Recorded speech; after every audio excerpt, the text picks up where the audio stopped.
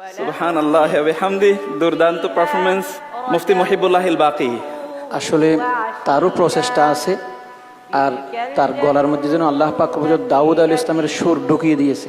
সুবহানাল্লাহ। কোনো মিউজিক ছাড়া এরকম কোরআনের পড়তে পড়তে লহর সৃষ্টি করা, এটা কোরআনের মুজিজা ছাড়া আর কি হইতে পারে? আউযু বিল্লাহি মিনাশ শাইতানির রাজীম।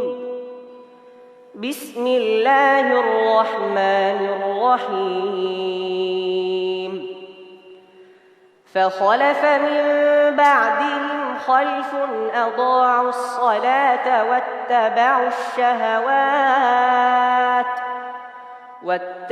الشهوات فسوف يلقون غيا إلا من تاب وآمن وعمل صالحا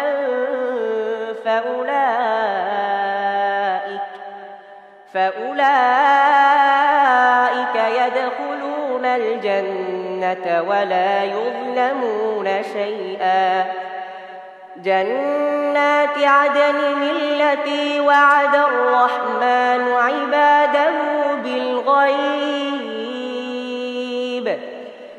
إنه كان وعده مأتيا لا يسمعون فيها لغوا إلا سلاما ولهم رزقهم فيها بكرة وعشيا تلك الجنة التي نورث من عبادنا من كان تقيا وما نتنزل إلا بأمر ربك له ما بين أيدينا وما خلفنا وما بين ذلك وما كان ربك نسيا رب السماوات والأرض وما بينهما فاعبده واصطبر لعبادته صدق الله العظيم। রেদওয়ান, তোমার জন্য আরেকটি প্রশ্ন আছে। আমি যে আয়াতের শেষ অংশ তেলাওয়াত করব, এটা কোরআনুল কারীমের যত জায়গা আছে তারপর থেকে তোমাকে পড়তে হবে। আউযু বিল্লাহি মিনাশ শাইতানির রাজীম। ইন্নাহু হুয়াস সামিউল আলীম। أعوذ بالله من الشيطان الرجيم.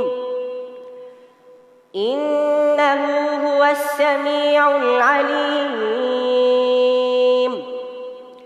وإن يريدوا أن يخدعوك فإن حسبك الله هو الذي أيدك بنصره وبالمؤمنين. إنه هو السميع العليم. ثم بدا لهم من بعد ما رأوا الآيات ليسجننه حتى حين. إنه هو السميع العليم. هل أنبئكم على من تنزل الشياطين. إنه هو السميع العليم. ومن آياته الليل والنهار والشمس والقمر. إنه هو السميع العليم. رب السماوات والأرض وما بينهما إن كنتم موقنين. আর কোথাও নেই। তোমার জন্য আরেকটি প্রশ্ন হলো বিষয়ভিত্তিক। তাকওয়ার কথা যে আয়াতগুলোতে বলা হয়েছে, তোমার সে আয়াতগুলো জানা আছে? জি ইনশাআল্লাহ। আচ্ছা, একটু বলো তো, আমরা শুনি। আউযু বিল্লাহি মিনাশ শাইতানির রাজীম। ইয়া আইয়ুহাল্লাযীনা আমানু কুতিবা আলাইকুমুস সিয়াম الصيام كما كتب على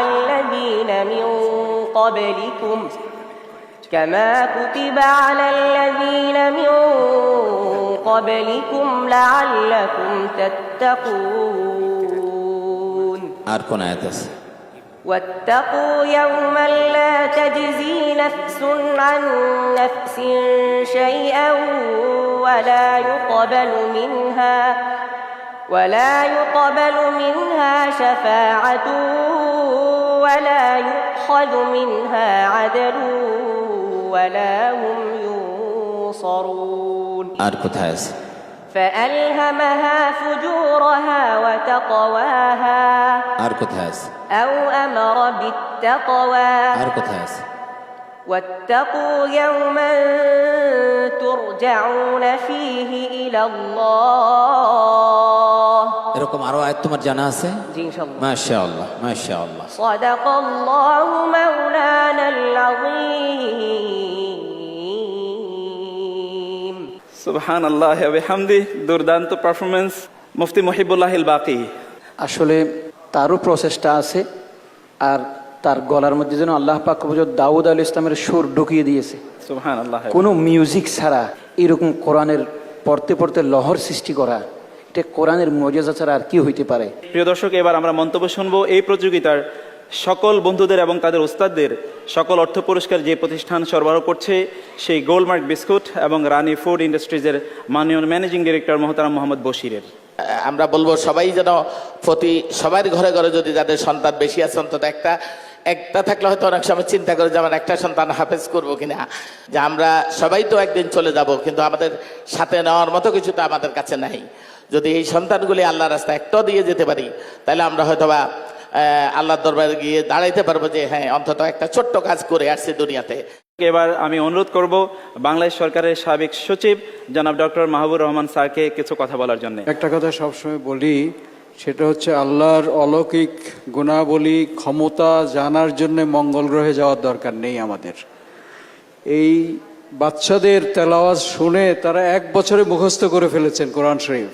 এর চাইতে বড় বিশাল অলৌকিক ঘটনা আর কি হতে পারে?